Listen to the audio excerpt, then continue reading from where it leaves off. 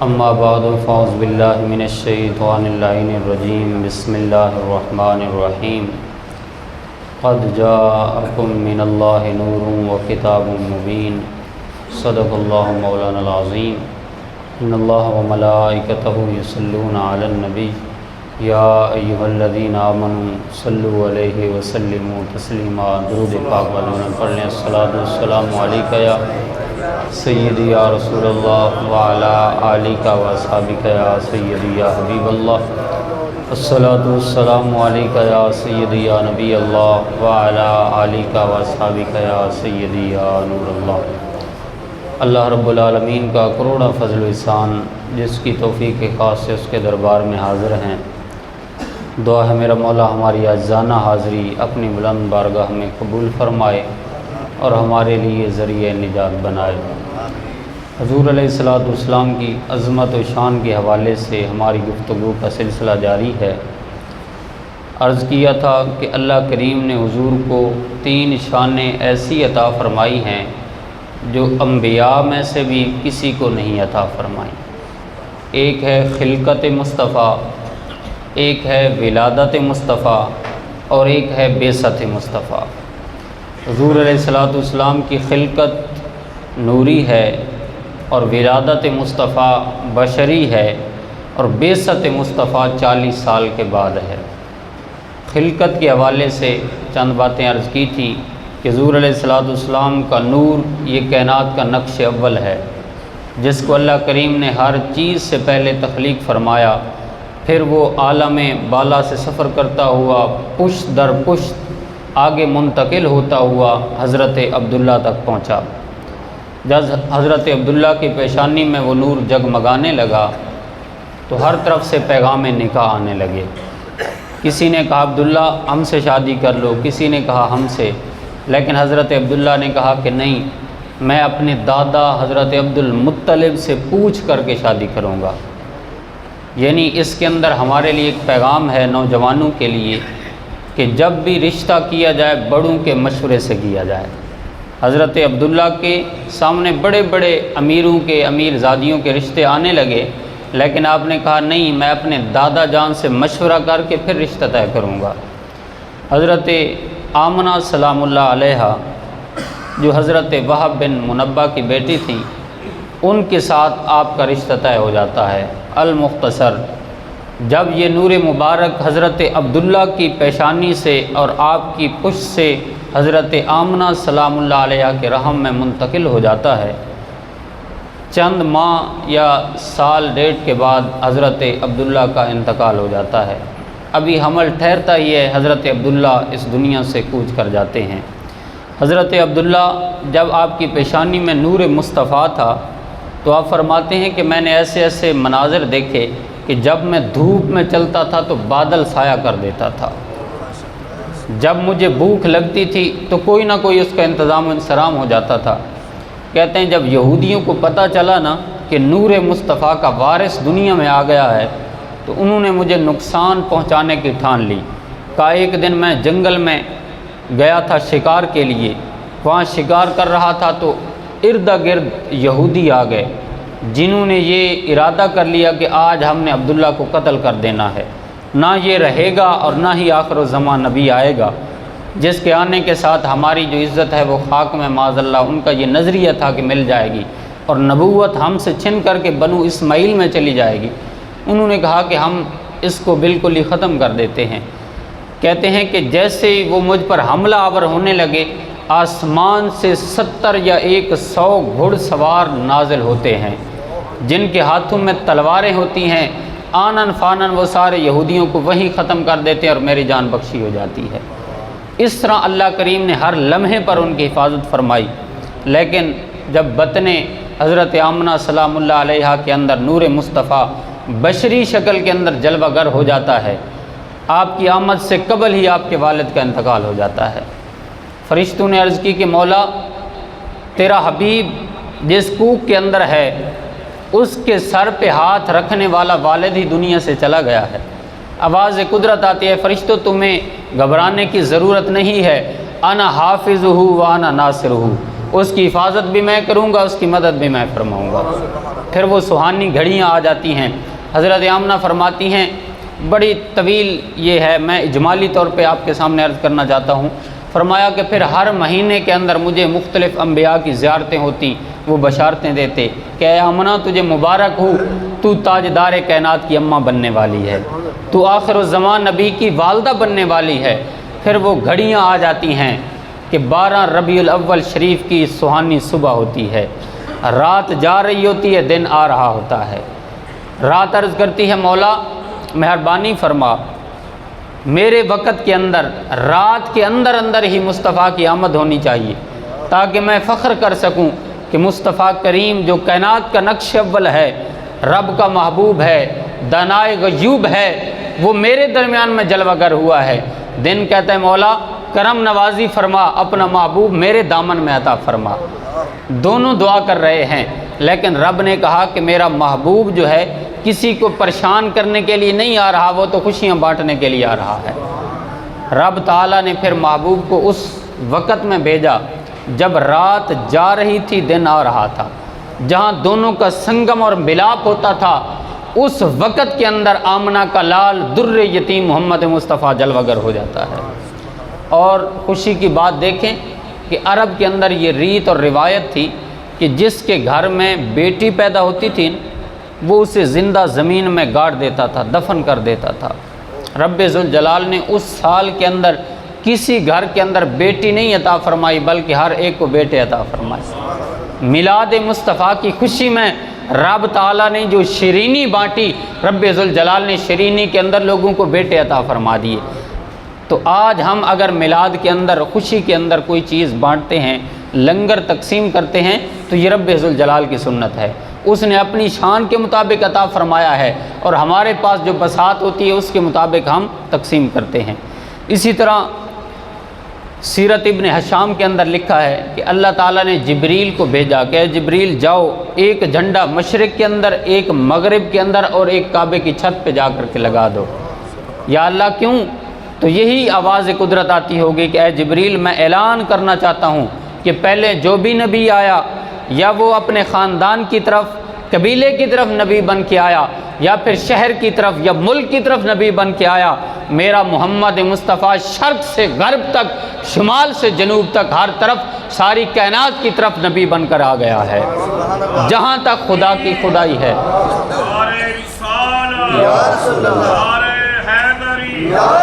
سرکار کی آمد، مرحبا، انٹھار کی آمد، مرحبا، مکی کی آمد، مرحبا، حتمی کی آمد، آمد مصطفیٰ، مرحبا مرحبا۔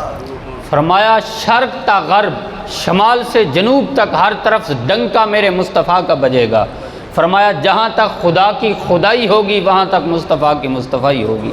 رب ذوالجلال نے حضور علیہ الصلوۃ کی خاطر ہی ساری کائنات کو بنایا ہے۔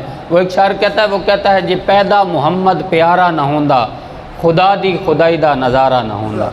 جی پیدا محمد پیارا نہ ہوندا، خدا دی خدائی دا نظارہ نہ ہوندا، کو فرد انیرے اساں رل ونجائے ہا جی نوری چمک والا تارا نہ ہوندا۔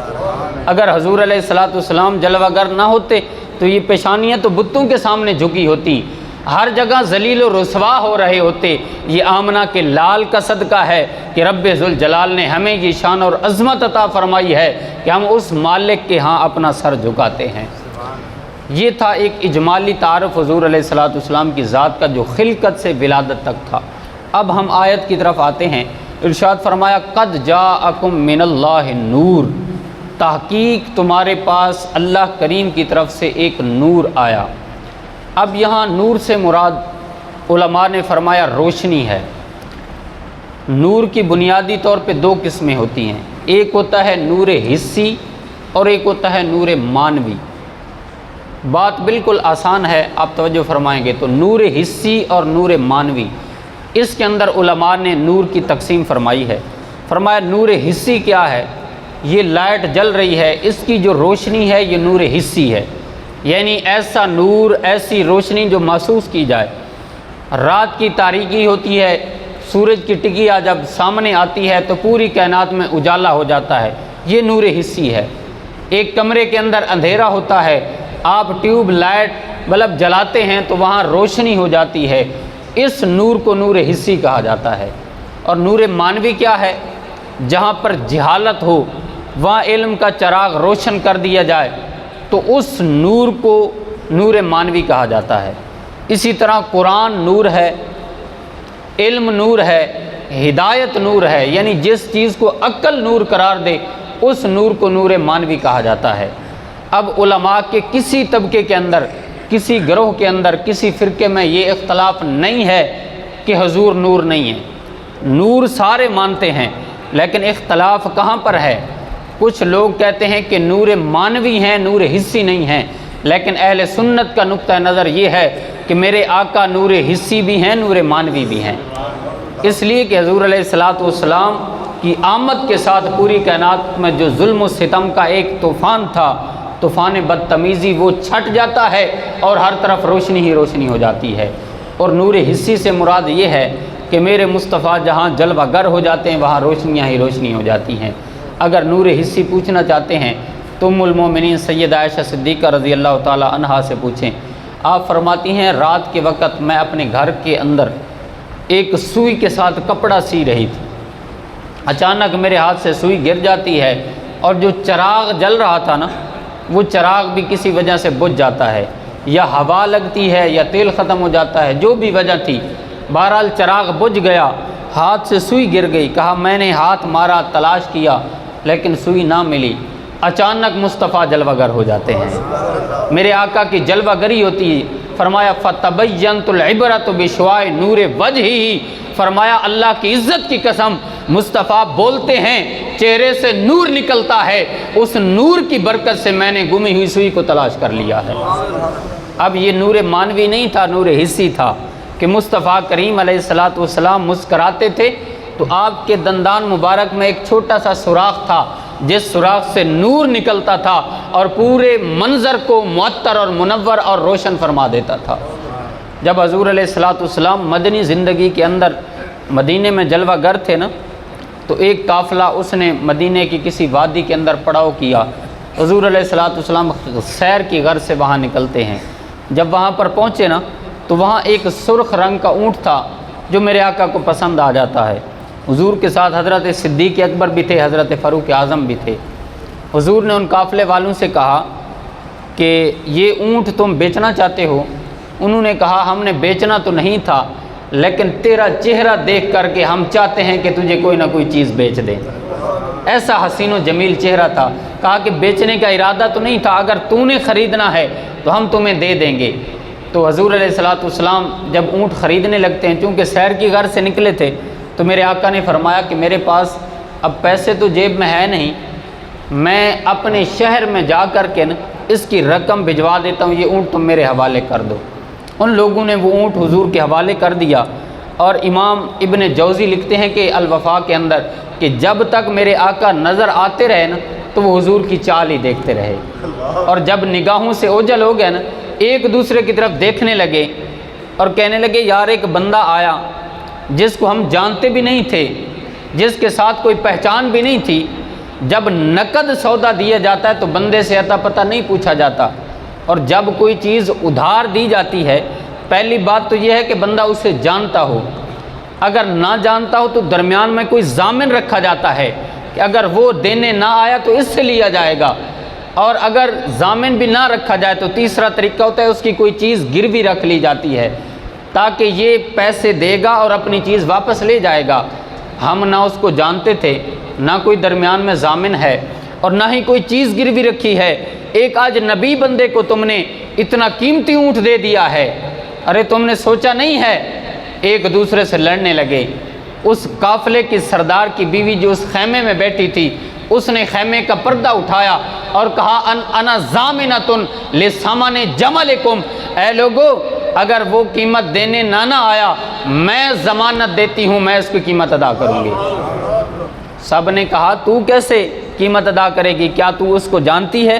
کہا واللہ جانتی تو نہیں ہوں، لیکن جب وہ گفتگو کر رہا تھا نا میں نے پردے کی اوٹ سے اس کا چہرہ دیکھا تھا، جب وہ بولتا تھا اس کے چہرے سے نور نکلتا تھا، سامنے والے پہاڑ بھی چمک جایا کرتے تھے، ہر طرف نور کی لاٹیں نکل رہی تھیں۔ جب میں نے اس کا چہرہ دیکھا تو میں نے جان لیا کہ یہ کوئی عام ہستی نہیں ہے جس کے چہرے سے نور کی شعائیں نکل رہی ہیں۔ ابھی تھوڑی دیر گزری، حضور علیہ السلام کے غلام تشریف لے کر کے آئے۔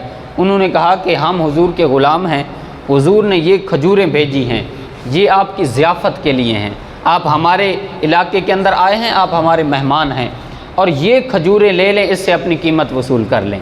جب انہوں نے یہ پوچھا نا کہ بتائیے وہ پیارا رہتا کہاں ہے، تو صحابہ نے اشارہ کیا کہ وہ کھجوروں کا جھنڈ، وہ ہے میرے آقا کا ڈیرا، وہ ہے مصطفیٰ کا بسیرا۔ سارے صحابہ اپنا وہ قافلے والے چلتے ہیں صحابہ کے ساتھ، مصطفیٰ کے قدموں میں آتے ہیں اور آ کر کے کہتے ہیں کہ اے مصطفیٰ، ہم تیرے پاس آ گئے ہیں، ذرا بتا تو صحیح تو کون ہے، کہاں سے آیا ہے؟ میرے آقا نے فرمایا میں اللہ کا نبی ہوں اور آخر الزمان نبی ہوں۔ سب قدموں میں جھک جاتے ہیں اور کہتے ہیں قیمت بعد میں لے گئے، پہلے اپنی غلامی کا پٹا ہمارے گلے کے اندر ڈال دے۔ تو مصطفیٰ کریم کا وہ نور حسی تھا جس کو نور کو دیکھ کر کے بڑے بڑے لوگ آتے ہیں اور مصطفیٰ کریم کے قدموں میں آ کر کے جھک جاتے ہیں۔ وہ کیا کسی نے کہا کہ کیا خوب سجن دیاں اکھیاں نے جی میں بھر کے سرائیاں رکھیاں نے، تو اجے میرا یار نہیں ڈٹھا جنوں ویکھ کے چن شرماوے تے ادھی راتی دن چر آوے، جے او رخ تو نقاب ہٹاوے تے جے او نکلے سیر کرن نوں سارا گلشن سیس نواوے، ہاتھ دھرتی لف لف جاوے جے ہاتھ پھلاں وچ رکھدا ہاتھ پھلاں تو ود جاوے، نین نشیلے مست رسیلے وچ سوہنا کجل سہاوے، اکھ اگڑے تے انج پیا جاپے جویں میں خانہ کھل جاوے، اور خلق ادے نے محلئی دنیا کوئی ورلئی جان بچاوے، اعظم اے جیا سونا ماہی سانو کدرے نظر نہ آوے۔